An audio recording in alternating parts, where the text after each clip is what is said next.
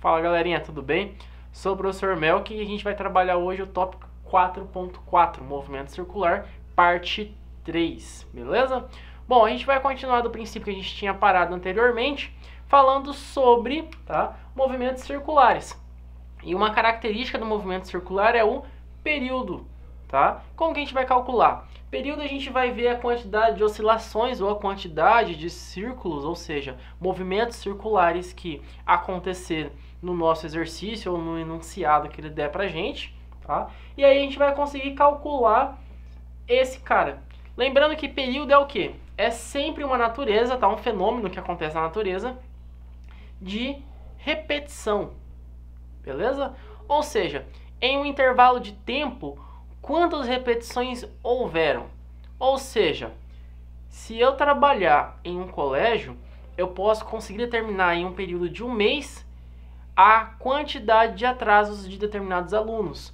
Ou o período de um ano, qual foi a taxa de atrasos desses alunos, beleza? Isso é período, tranquilo? E para a gente calcular o período, eu vou ter que trabalhar sempre com a variação de tempo pelo número de fatores, ou seja, pelo número de ocorrências que teve nesse mesmo tempo.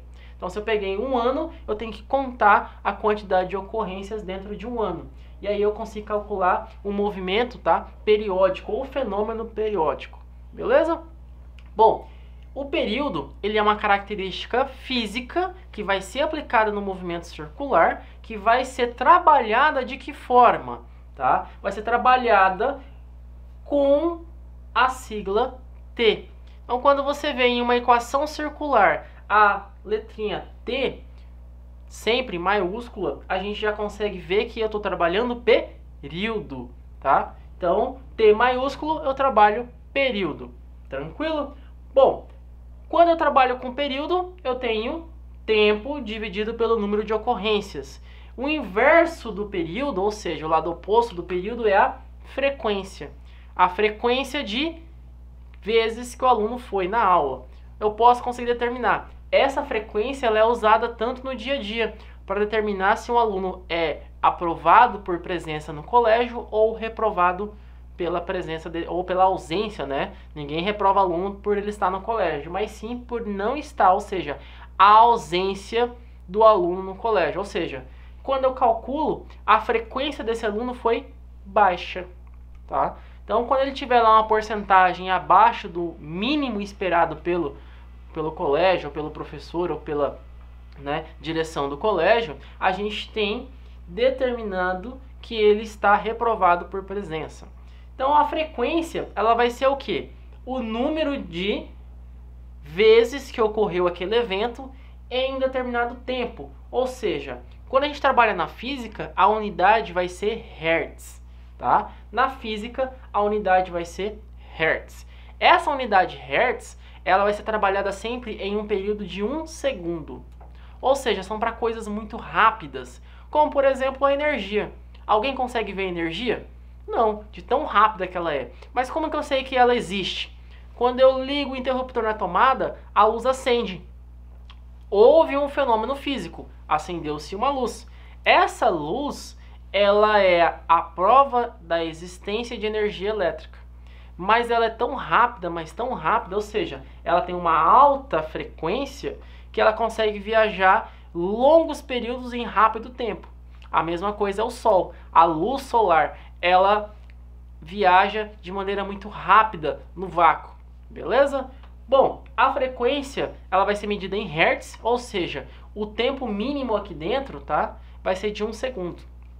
Ou seja, eu vou medir sempre a frequência em Hertz. Essa frequência, ela pode ser como, por exemplo, 60 Hz.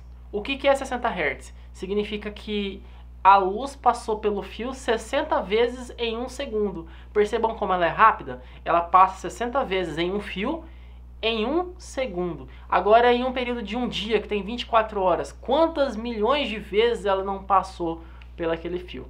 Beleza? Bom, pessoal, frequência, como vocês podem ver, é o oposto do período.